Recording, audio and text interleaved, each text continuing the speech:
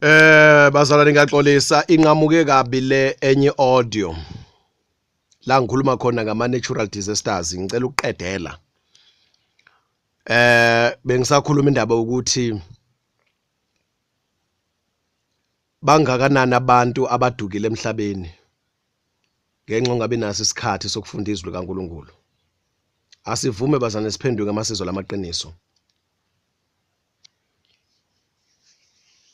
Ngiyafisa ukuthi ngiqedele lamavesi bengithe sizovula ubani isambulo chapter 6 right chapter 6 isambulo chapter 16 sizofunda isambulo chapter 16 siyaqedela bazana egameni kaJesu uverse 12 kuya ku17 eyesithupha yayisithululela isitsha sayo emfuleni omkhulu iEufrate yase kwase kusha amanzi kuwo ukuze kulungiswe indlela yamakhosi avela empumalanga. Ngabona kuphuma emlonyeni kaDrago nasemlonyeni weSilo nasemlonyeni womprofeti wamanga omoya abathathu abangcolileyo abafana nezinxanxa amaselesele frogs. Babe yimimoya yamadimoni benza izibonakaliso baphuma baya emakhosini o president omhlaba wonke ukuze bawahlanganisele ukulwa ngosuku olukhulu lukaNkuluNkulu uSomandla.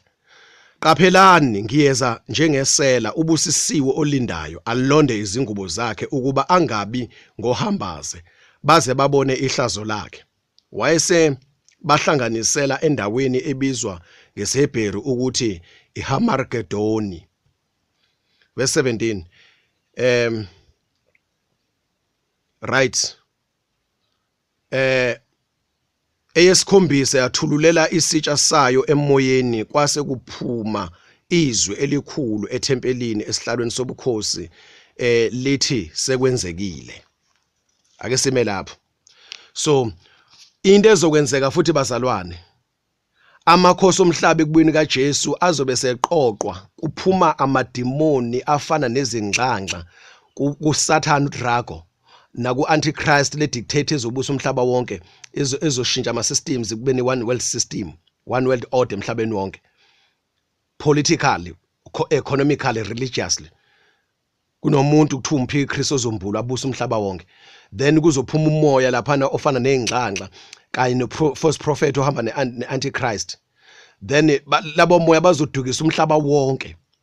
Kuzoyiwa kuyokhulunywa no president ama leaders, the heads of the states worldwide ukuthi babaqoqe ukuthi labantu asayinwa amasotsha ukuthi akuyiwe lapha eJerusalem endaweni ekuthiwa iHamargedon lapha ePalestine. Then kuyoliwa kulwana ubani kulwane kuyovinjela ukuthi inkosi uJesu lezayo ingezi kuyokhishwa amasosha kukhishwa amabhanoyi uyabona ukukhishwe ibhamu kukhishwe ikhala enkulu engaka umhlaba wonke kuzama ukulwana nenkosi uJesu. Kodwa manje inkosi iza ngani ngentukuthelo enkulu kaSimakade ngeke baphumelele. Right, 2 Peter chapter 3. 2 Peter chapter 3. All right. 2 Peter chapter 3 verse 10. Verse 10. Kepha usuku lwenkosi liyakufika njengesela lapho amazulu eyakushabalala ngokusheshsha okukhulu kuyakusha konke emlilweni kubhujiswe nomhlaba nayo yonke imisebenzi yabo kungabe kusaba khona. Yonke lento abazoyenza amakhosi omhlaba bazobe bedukiswa uSathane becabanga ukuthi bazowina mase behlangene bonke baba into eyodwa baba mqondo munye kanti sekubhujiswa kwabo bazoshiswa umlilo lapho. So ke bazana nasiphendukeni sicela inkosi uJesu sithethelele sidele konke okwezwe senza umyalo wenkosi uJesu sidele konke. Sifunde lapha isambulo chapter 16 la kuthiwa khona ke uze ngaveli ihlazo lobunqunu bakho hlala ulindele ulungele ngoba uzuzumeka inkosi izofika njengesela. Ukufika njengesela bazalana kusho ukuthi ngeke ibonakala ngoba iinterpretation yethu noma iunderstanding yethu iperceiving yethu kube sangazathi kuthiwa mayizofika njengesela isela liyacasha libonakala. So mayithi uJesu uzofika njengesela kusho ukuthi uzofika ngesikhathi ungamlindele ngaso. kodwa yena uzobonakala ekufikeni kwakhe, kodwa ngesikhathi ongamlindele ngaso njengesela.